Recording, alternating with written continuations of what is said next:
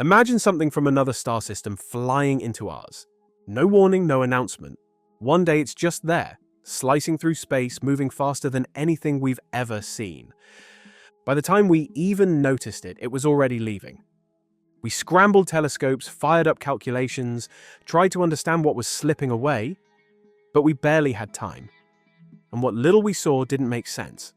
It moved in ways nothing natural should. It sped up when it was supposed to slow down. It didn't behave like a comet or an asteroid or anything we thought we knew. Some said it was just a weird rock. Others whispered it might be something more. Whatever it was, it left us with more questions than answers.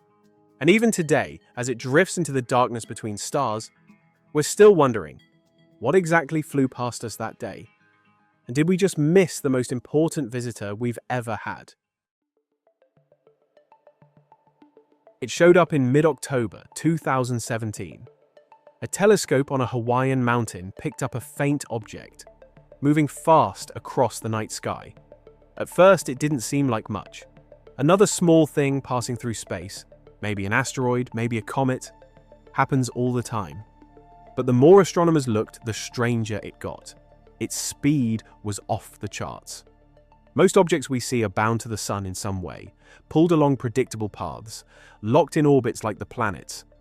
But this one wasn't orbiting anything. It was slicing through the solar system on a one-way trip, moving too fast to ever be caught. The math made it clear. It had come from somewhere far beyond. Another star, another time, maybe even another galaxy. The object was later named Oumuamua, Hawaiian for a messenger from afar arriving first. But by the time it got that name, it was already heading back into the void. We had caught it at the last possible moment. We barely had a few weeks to study it before it became too small, too distant, too faint to track. And so, with only the thinnest sliver of data, scientists rushed to figure out what they were looking at. There were no second chances. At first glance, Oumuamua seemed comet-like, but there was no tail. Nothing you'd expect from an icy traveler heating up near the sun. Maybe it was a rocky asteroid instead. But even that didn't fit neatly. By then, it was obvious. This wasn't just another rock drifting through space. Oumuamua was a riddle, a visitor from elsewhere, carrying secrets we had no way of unlocking in time. A name, however poetic, didn't bring us any closer to understanding what had just flown past Earth, and what we might have missed forever. At first, scientists thought they had a decent handle on it. A fast-moving rock from another system. Rare, sure, but not impossible. Space is filled with debris, after all. Occasionally, something could get kicked out of its home star system, set adrift, and cross paths with us. But the more details they uncovered, the less sense it made. For one, the trajectory wasn't just hyperbolic. It was extremely hyperbolic. Oumuamua wasn't just passing through, it was blazing through the solar system like it had somewhere to be. Its path was tilted oddly compared to the flat disk of planets and asteroids, suggesting it hadn't been influenced much by anything in our neighborhood. It came in fast, swung around the sun and shot back out, gaining even more speed along the way. And then came the shape. No telescope was powerful enough to directly image it, but by watching how its brightness changed as it spun, astronomers could piece together clues. Every few hours the light would surge, then dip, then surge again. A regular, pulsing flicker, like a lighthouse beam sweeping past. This pattern told them the object wasn't round. It had to be highly elongated, possibly up to 10 times longer than it was wide. Imagine a skyscraper tumbling end over end through space. Or just as easily, a flat disk flipping unpredictably as it traveled. Either shape would fit the brightness data, and either shape would make it utterly unlike anything naturally floating in the solar system. Most asteroids are potato-shaped clumps of rock. Most comets are icy, dusty balls that grow tails when they get near the sun. But here was something different, something that didn't fit neatly into either category. It spun chaotically, like a bottle thrown into the air, rather than rotating smoothly around a fixed axis. No natural forces should have left it tumbling that way. unless it had been knocked around somehow long ago far from here, and the surface was unusually reflective. Far shinier than typical rocks or ice balls found orbiting our sun. It didn't glow in the infrared like normal comets do either. One space telescope. The Spitzer space telescope spent 30 hours trying to detect any heat signature at all and found nothing. The more they stared at it, the less sense it made. And yet even all of that strangeness, the speed, the trajectory, the shape, the spin, the surface, none of it was the weirdest part. Because as it left the sun behind, Oumuamua did something truly baffling. Something that to this day nobody can fully explain. It sped up. Normally, once a space rock slings around the sun, it should slow down. The sun's gravity pulls on everything, bending their paths, stealing their energy bit by bit. Even a fast object like Oumuamua shouldn't be able to just zip away without losing some speed. That's the normal way things work. That's what physics demands. But this time, physics didn't seem interested in playing along. After rounding the sun, astronomers noticed something strange. The object wasn't just coasting along a hyperbolic path. It was moving faster than it should have been. Tiny, barely detectable at first, but real. The numbers didn't lie. There was an extra push coming from somewhere. Something was accelerating it. Gently, steadily, against the sun's pull. This non-gravitational acceleration, detected through precise tracking of its trajectory, baffled scientists and remains incompletely explained. It was like watching a ball roll uphill all by itself. It wasn't supposed to happen. At first, everyone thought it must be a mistake. Maybe the data was wrong. Maybe the calculations missed something. But after rechecking the observations, double-checking the math, accounting for every known force that could act in space, the mystery remained. Oumuamua was accelerating very slightly but very definitely as it left the inner solar system. In the world of astronomy, objects don't accelerate without a reason. Something has to push them, either from within, like a rocket, or from without, like a gust of solar wind. Otherwise, they obey the basic laws of motion, stay on the path they were set on, no faster, no slower. So what was pushing it? The first and most obvious suspect was solar radiation pressure, the tiny but constant push you get when sunlight itself strikes an object. In the vacuum of space, even the force of photons can have an effect over time. It's the same principle behind solar sails, thin sheets of material designed to catch sunlight like wind and use it for propulsion. If Oumuamua were extremely light, like a giant sheet of tinfoil, maybe sunlight could have pushed it just enough to explain what astronomers were seeing. But there was a problem. Oumuamua didn't behave like a fragile sheet. It tumbled irregularly. Its reflectivity wasn't consistent with a thin, light material. And its lack of heat signature meant it wasn't radiating energy the way a thin surface would. It just didn't fit. All right then, maybe it was acting like a comet instead. In comets, when ice inside them heats up, it turns into gas, shooting jets out into space. These jets push against the comet's surface, nudging it along, sometimes causing it to spin or change course slightly. The classic coma and tail we see with comets are caused by exactly this process. Maybe, just maybe, Oumuamua was venting gas too, invisibly. But there was another big problem. There was no coma. A fuzzy envelope of gas and dust, hallmarks of cometary activity, was detected. No visible tail, no cloud of dust or debris trailing behind it. And this wasn't just an amateur oversight. Space telescopes specifically searched for signs of outgassing, for any hint of activity, and found nothing. Even as the Spitzer Space Telescope, one of the most sensitive infrared instruments we have, stared at it for hours. If even a faint whiff of gas had been escaping from the surface, Spitzer would have seen it. Instead, there was only silence. Darkness. Nothing. Whatever was pushing, Oumuamua wasn't producing any detectable gas. It wasn't behaving like a comet or a sail or anything else we could point to.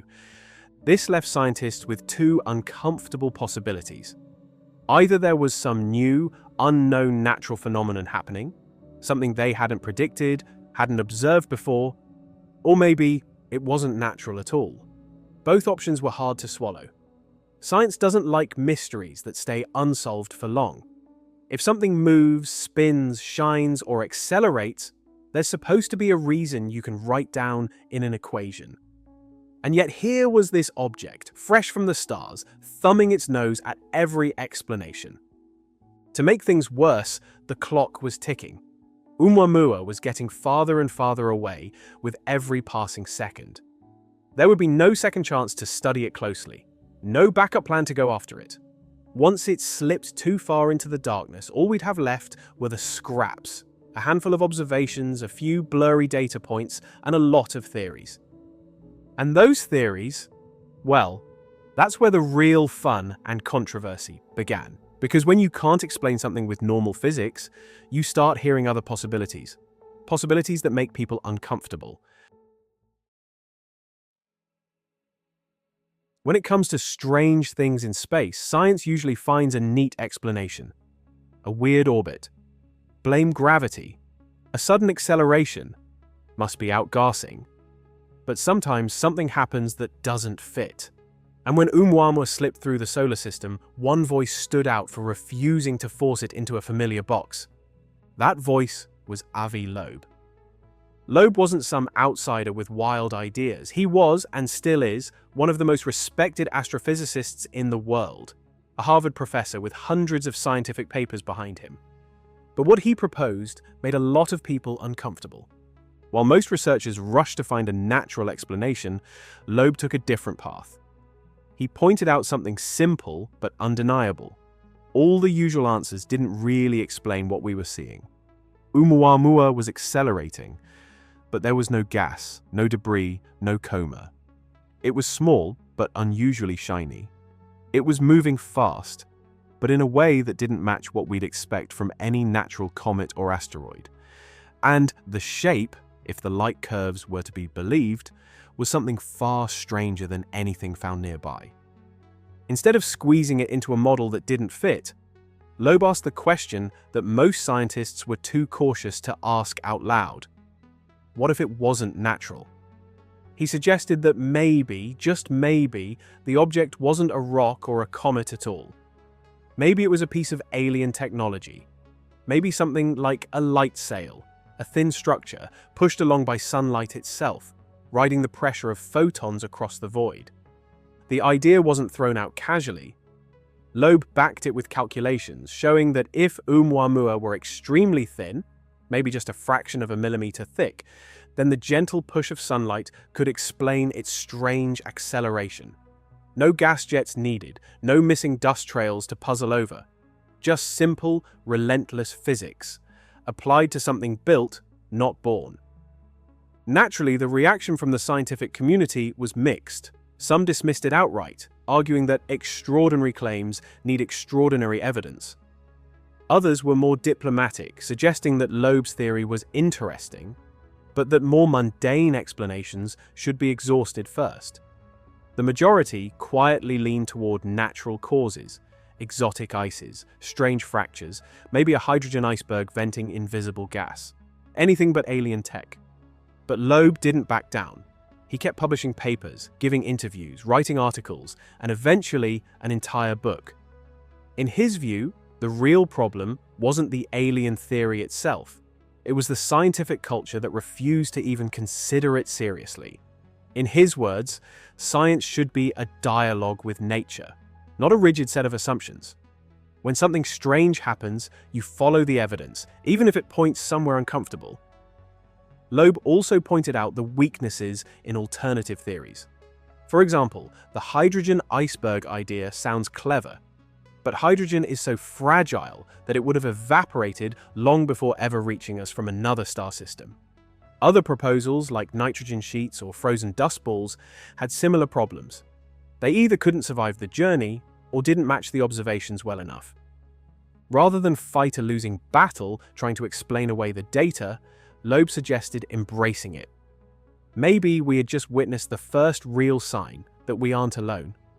Maybe Oumuamua was a fragment of something bigger, a probe, a relic, a discarded piece of technology from another civilization that had once looked toward the stars as we do now.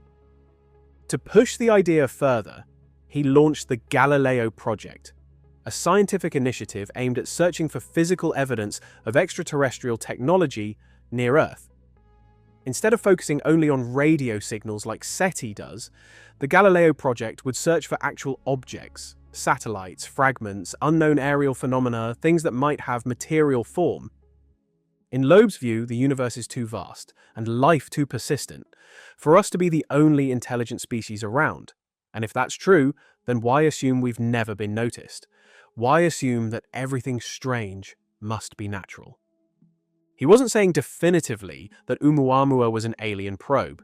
He was saying it could be, and that refusing to even consider that possibility would be a failure of imagination as much as a failure of science. Whether he turns out to be right or wrong, Loeb's real contribution might not be his specific theory, but the reminder that science at its best is open-minded. Not gullible, not reckless, but willing to admit that sometimes the universe surprises us, and that the biggest discoveries come when we're brave enough to ask the questions nobody else wants to ask. Oumuamua is gone now, a fading speck moving through interstellar space. But the debate it sparked, about aliens, about science, about curiosity itself, is very much alive. And in a way, maybe that's the real message the messenger brought us. Avi Loeb's idea made headlines, but it also stirred up a lot of resistance. For many scientists, jumping straight to alien technology felt reckless. It wasn't that they believed Oumuamua was ordinary, far from it. It's just that science, by tradition, always tries natural explanations first, no matter how weird they sound. And so, the search for a normal answer began. The first serious alternative came from a group led by Darryl Seligman, a postdoctoral researcher at Cornell University. Seligman agreed that the object's behavior was strange. But instead of assuming something artificial, he wondered, what if Oumuamua was venting gas? We just couldn't see it.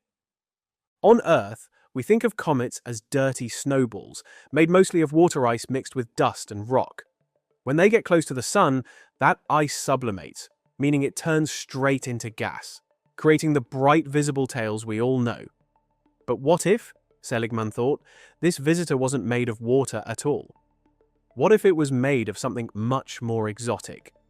He proposed that Oumuamua could have been a hydrogen iceberg, an enormous chunk of frozen molecular hydrogen, solidified in the coldest depths of a giant molecular cloud far from any star. In this form, when heated by sunlight, it would release hydrogen gas. Not water vapor, not dust, just pure hydrogen. Invisible, undetectable by the telescopes watching it. This outgassing could explain the tiny push that made the object accelerate. No alien tech needed. Just an unusual natural composition. At first glance, it sounded promising. After all, space is full of hydrogen.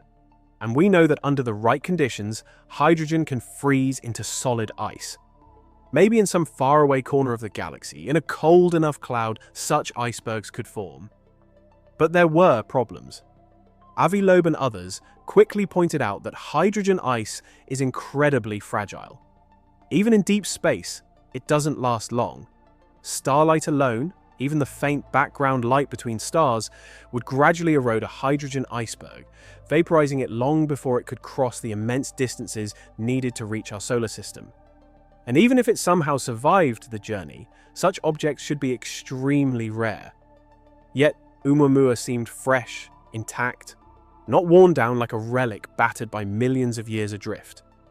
The hydrogen iceberg theory faded almost as fast as it rose. But the search for answers didn't stop. New ideas kept bubbling up. Maybe Oumuamua was a nitrogen sheet, a thin sliver chipped off the surface of a Pluto-like exoplanet. Maybe it was made of exotic ices we don't often see, like carbon monoxide or methane, which could sublimate invisibly. Each idea tried to patch the holes the last one left behind. Each was clever. Each stretched the limits of what we knew about chemistry, physics, and the behavior of materials in deep space. Still, none of them fit perfectly. There were always gaps, always something missing. Then came a fresh take. Jennifer Bergner, an assistant professor at UC Berkeley, worked with Seligman to propose something even simpler. Maybe Oumuamua wasn't some exotic material at all. Maybe it was just normal ice. But ice that had spent millions of years soaking up cosmic radiation. In laboratory experiments, researchers have seen that under extreme cold and bombardment by high-energy particles, pockets of hydrogen gas can get trapped inside water ice. When that ice warms up, like when passing near a star, the structure rearranges itself, releasing the trapped hydrogen without violently exploding or spraying dust everywhere. Bergner and Seligman suggested that this process could explain everything. No need for weird materials. No need for alien construction. Just a natural body, baked by radiation, quietly venting hydrogen in tiny amounts too small to see, but enough to nudge it along. They called it a dark comet. A body that looks like a rock, acts like a comet, but hides its activity from our eyes. This explanation had real appeal. It fit the facts. It made fewer assumptions. And it relied on materials, water ice, cosmic rays, trapped gases that we know exist and interact in space. For many astronomers, it was a satisfying answer. Messy, yes, complicated, sure, but still grounded in the natural world. Still, not everyone was convinced. Loeb pushed back again, publishing new papers challenging the assumptions behind the dark comet theory. He argued that even this explanation didn't account fully for all the observed details, the shape, the reflectivity, the sheer weirdness of the visitor. And more importantly, he warned against bending over backward to make an unusual object fit into comfortable categories. Sometimes, he argued, the most extraordinary explanation is the right one. Not because it's convenient, not because it's flashy, but because the universe is at its heart surprising, and we should be ready to be surprised. Even as scientists argued over what had slipped past us, a new realization began to take shape. Maybe we didn't have to look so far to find something strange. Maybe the answers were already closer to home. It started with a simple question. If an object like Oumuamua, silent, invisible, yet accelerating, could exist out there, then why wouldn't similar objects exist in here, in our own solar system? Darryl Seligman and others turned their attention to the growing catalogue of near-Earth asteroids. Thousands of small bodies, most of them barely noticed, quietly orbiting the Sun between Earth and Mars. Most were thought to be dead rocks, leftovers from the solar system's chaotic early days. But what if some weren't as lifeless as we assumed? They began combing through the data, looking for tiny irregularities, little nudges in the motions of asteroids that couldn't be explained by gravity alone. It was meticulous work. No flashes of light, no dramatic tails, just small drifts, barely detectable, buried in years of telescope records. And sure enough, they found them. 6 objects, all small, all relatively close to Earth, all showing signs of non-gravitational acceleration. Not enough to send them spinning off course, but enough to raise questions. Enough to suggest that something somewhere beneath their surfaces was at work. They didn't behave like typical comets. No visible outgassing, no shining comas, no long tails stretching behind them in the sunlight. On the surface, they looked like ordinary asteroids. Rough, diamond-sized, unremarkable. And yet, they moved differently. It was exactly the kind of behavior the dark comet theory predicted.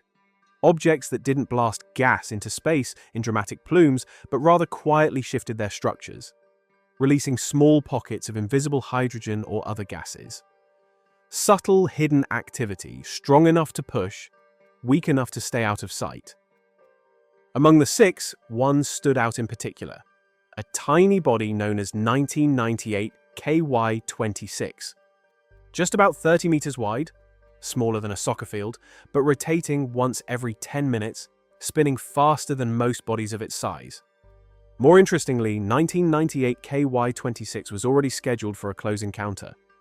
The Japanese space agency JAXA had plans to send Hayabusa 2, a spacecraft that had just completed its historic mission to asteroid Ryugu, on an extended mission. The new target? 1998 KY-26. The idea was to perform a flyby, study its composition, and gather information that could help future human missions to Mars and beyond. But now, with the realization that this little object might be a dark comet in disguise, the mission took on a new importance. If 1998 KY-26 showed signs of hidden outgassing, if it behaved like a miniature homegrown cousin of Oumuamua, then the dark comet theory would get a major boost. And if not, well, it would still be a chance to learn more about the kinds of bodies that quietly orbit near us, holding clues to the solar system's past, and maybe its more mysterious present. Of course, even with a spacecraft en route, there's no guarantee of clear answers. The forces at play are tiny, the processes subtle. Detecting a whisper of hydrogen escaping from a spinning rock millions of kilometers away isn't easy. And yet, for the first time, we have the chance to study something like Oumuamua up close, to touch a piece of the puzzle directly, rather than just guess from afar. It's a reminder that not every great mystery lies in distant stars. Sometimes the biggest clues are right here, orbiting quietly under our noses, waiting for someone curious enough to notice the way they move. And if dark comets do exist, if there's a whole hidden population of them in our solar system, then what passed by in 2017 might not have been a one-time anomaly. It might have been just the beginning. For a while, it felt like Oumuamua was a one-time event, a freak chance encounter, something so rare that it might not happen again for centuries, if ever. But then, less than 2 years later, the universe offered up another surprise. In August 2019, an astronomer named Gennady Borisov spotted something new, another object moving fast from deep space. But this one was different. While Oumuamua had been mysterious, silent, hard to categorize, this new visitor, later named 2I/Borisov, behaved much more like the comets we were used to. It had a bright, visible coma, a cloud of gas and dust surrounding its core. It developed a long, glowing tail as it approached the sun, exactly the way icy comets from our own solar system do. There was no ambiguity this time. Whatever Borisov was, it wasn't hiding its nature. Yet even here, there were surprises. The size of its coma was enormous, stretching across tens of thousands of kilometers. Its chemical composition wasn't identical to our local comets either. It seemed richer in carbon monoxide, suggesting that it had formed in a much colder environment than anything nearby. Still, compared to the bizarre behavior of Oumuamua, Borisov felt almost comforting. It was alien, yes, born under another star, but it followed the rules we knew. It melted. It vented gas. It shone brightly. It was strange, but understandable. The contrast between the two visitors couldn't have been sharper. One slipped through without a tail, without dust, without an easy explanation. The other blazed through space like a standard comet, textbook in its behavior except for its origin. If nothing else, Borisov proved that interstellar visitors weren't as rare as we once thought. We hadn't just been lucky with Oumuamua. The universe was teeming with these travelers, and more would be found with time. In fact, scientists have long suspected that objects from outside the solar system are more common than we realize. Many of them are probably captured temporarily by the gravity of massive planets like Jupiter, or simply pass by unnoticed, too small or too faint to detect with current technology. Some might even stay. There are candidates, strange comets and asteroids with unusual chemical signatures or odd orbits, that suggest they didn't form here. Objects like Machholz 1 or Hyakutake have been flagged for having compositions that don't match typical solar system bodies. Even 514107 Kaipauka-Awela, an asteroid trapped in a weird orbit in resonance with Jupiter, is a possible contender. These objects tell a larger story, They hint that the solar system is not a closed system, neatly sealed off from the rest of the galaxy. It's a crossroads, a busy interchange where material from distant stars sometimes crosses paths with the planets and the sun. And yet, for all the fascinating discoveries piling up, Oumuamua still stands apart. It wasn't just that it came from elsewhere. It was the way it moved, the way it resisted easy classification, the way it made even cautious scientists wonder, even if only briefly, whether we had just witnessed something genuinely new.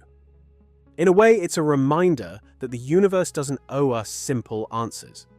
Sometimes it hands us riddles, an icy traveler shedding gas like a ghost, a spinning fragment shaped like nothing we've seen, a messenger that speeds up when it should slow down. And every time we think we've built a perfect map of how space should behave, something from beyond reminds us that the story isn't finished. Maybe it never will be. Finding something strange is one thing. Figuring out where it came from is another challenge entirely. As soon as Oumuamua was identified as an interstellar object, astronomers did what astronomers always do. They tried to trace its steps. If they could figure out its trajectory backward through time, maybe they could find the star system it was born in. Maybe they could even get a glimpse into the neighborhood it had once called home. At first, it seemed straightforward. The object had entered the solar system from roughly the direction of the constellation Lyra. Specifically, its approach path pointed toward the bright star Vega, one of the most brilliant stars in the northern sky. But tracing something across millions of years and trillions of kilometers isn't easy.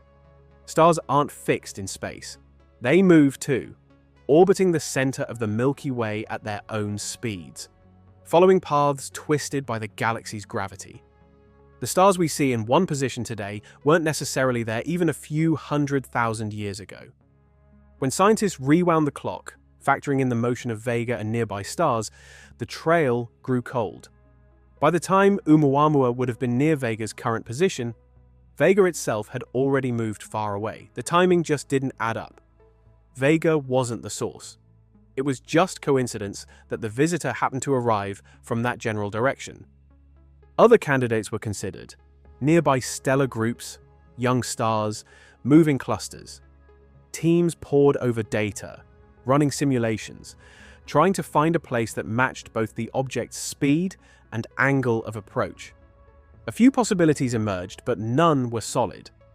The best estimates placed the object's origin somewhere between 30 and 80 light-years away, but beyond that, the details grew fuzzy. There was no smoking gun, no home planet or star waving from the distance. The more they looked, the clearer it became.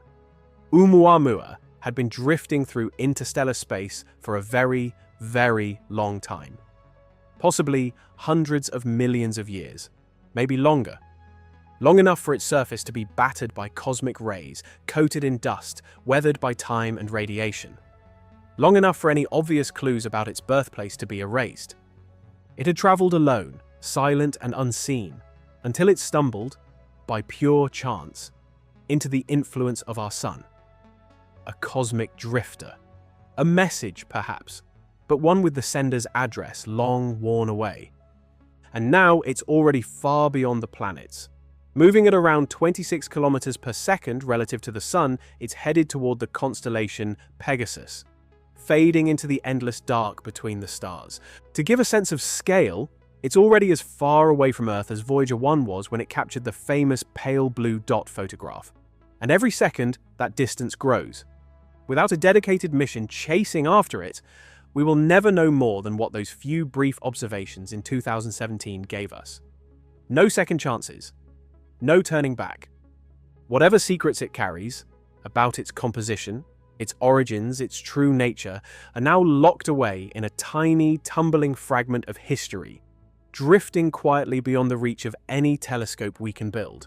And that simple, stubborn fact, that it came and went before we were ready, is part of what makes it so haunting. Because it wasn't just a rock, it wasn't just a comet, it was a reminder, a glimpse of a universe full of things we haven't seen yet, things we don't even know how to expect. By the time we realized how strange the object was, it was already leaving, getting dimmer, smaller, and harder to track. Within weeks, even our largest telescopes could barely follow it. By the end of 2017, it was gone. Out of range, out of reach. It seemed impossible to catch. Moving over 26 kilometers per second and accelerating, no spacecraft could catch up. But a group of researchers launched Project Lyra, not just to imagine a chase, but to plan a real one. To intercept it, we'd need to either launch incredibly fast or build up speed using gravity. The first isn't feasible. Our rockets aren't powerful enough. So the plan focuses on the second, using gravity assists. Launch to Jupiter, slingshot back toward the Sun, and fire engines near the Sun in a solar obverse maneuver. That's where fuel is most efficient. And it could push the craft to over 70 kilometers per second, fast enough to catch the object even decades later. But it's risky. The spacecraft would pass dangerously close to the Sun, needing extreme heat protection. And the timing must be perfect. Even a few seconds off could miss the target entirely. Then there's the challenge of matching its speed and navigating in deep space. Alternate plans avoid the solar burn, using flybys of Earth, Venus, and Jupiter, slower but safer. If launched between 2030 and 2033, the spacecraft could reach the object around 2048. A 15 to 18-year pursuit across interstellar space.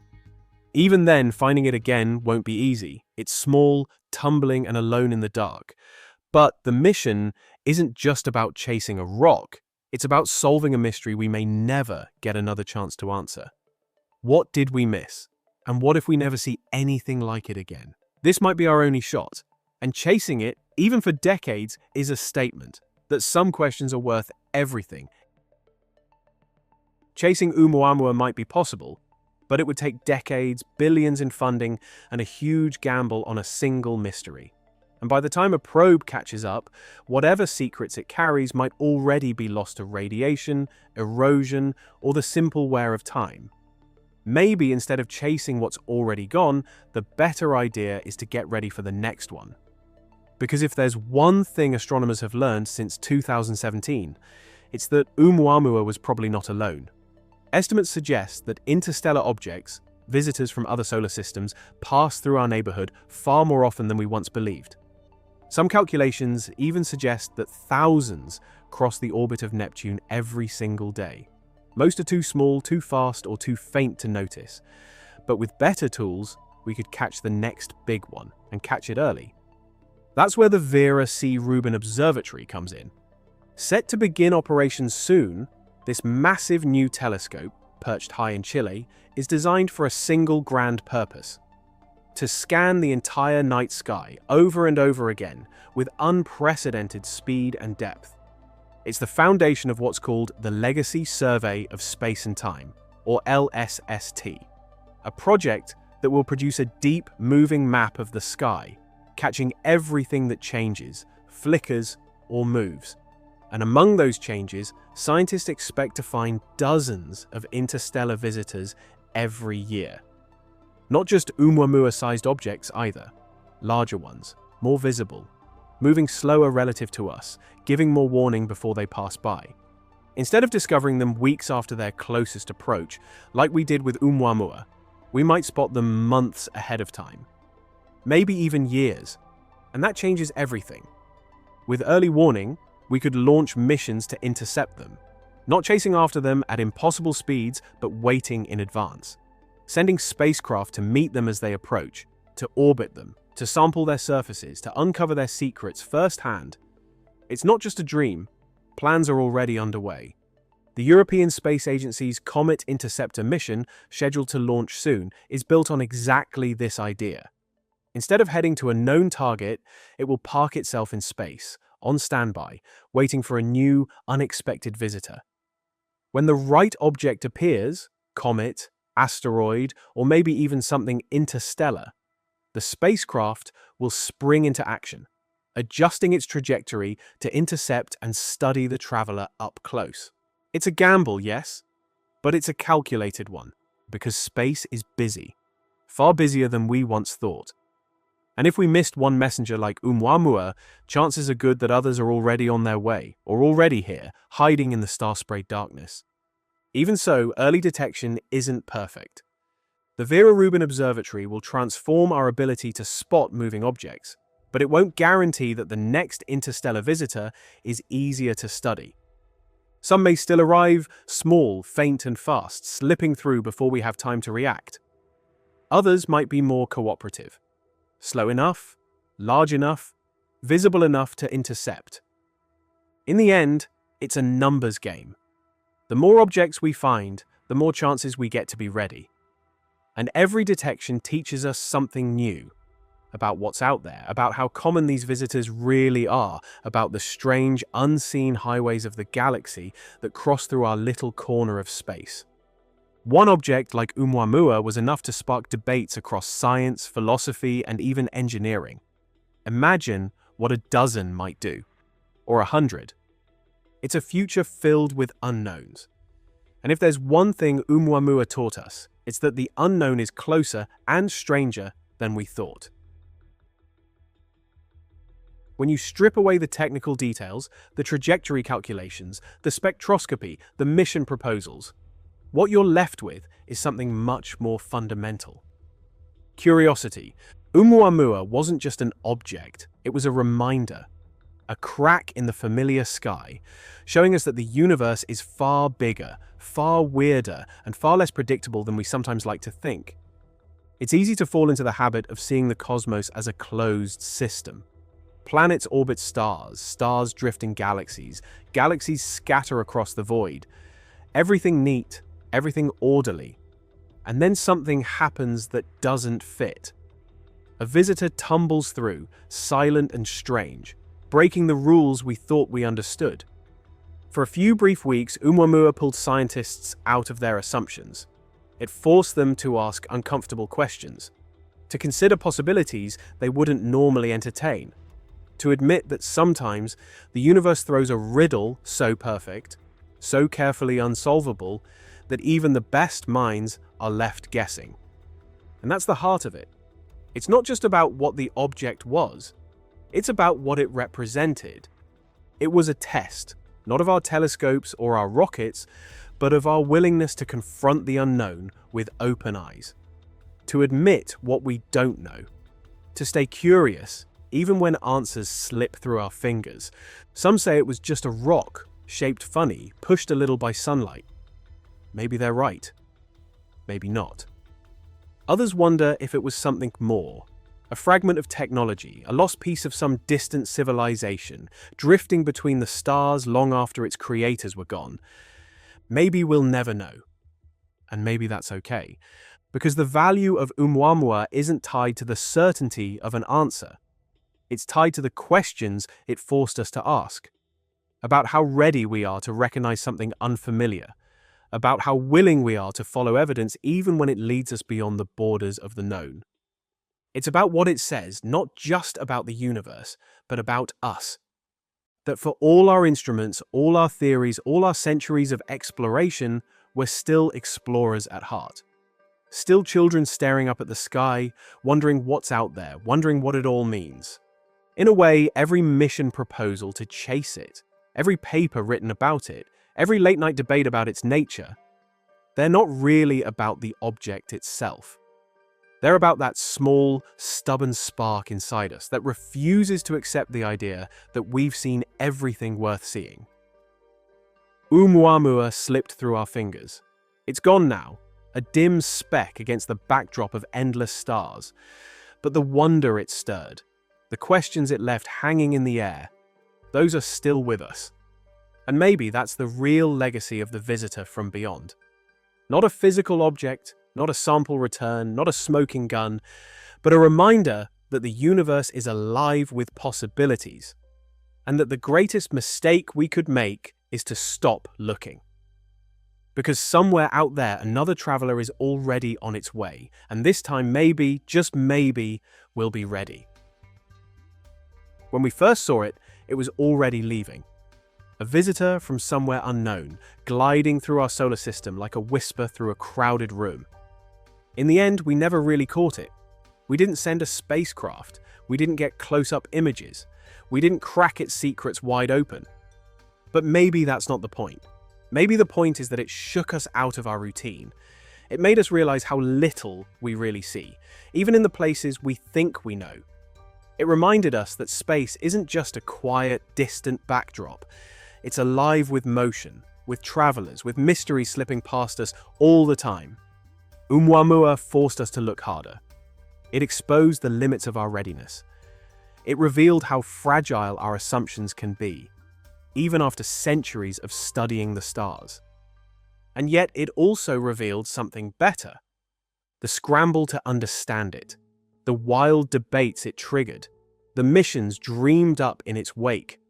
All of it speaks to something deep and stubborn in us, a refusal to let the unknown stay unknown without a fight. In a way, it doesn't matter whether it was a shard of alien technology or a strangely shaped chunk of ice. What matters is that it opened a door. It stretched the boundaries of what we imagine might be possible. Because one object slipping past doesn't change the universe, it just changes us. It reminds us that the biggest discoveries aren't always in the headlines or the textbook definitions. Sometimes they're in the quiet moments, when something unexpected appears and we have to decide whether to look away or to chase it. Whatever Oumuamua was, whatever it meant, it left behind a challenge. To be ready next time, to look closer, to imagine more, and to never assume we've seen it all. Because the universe still has secrets left to tell, and the next messenger might already be on its way.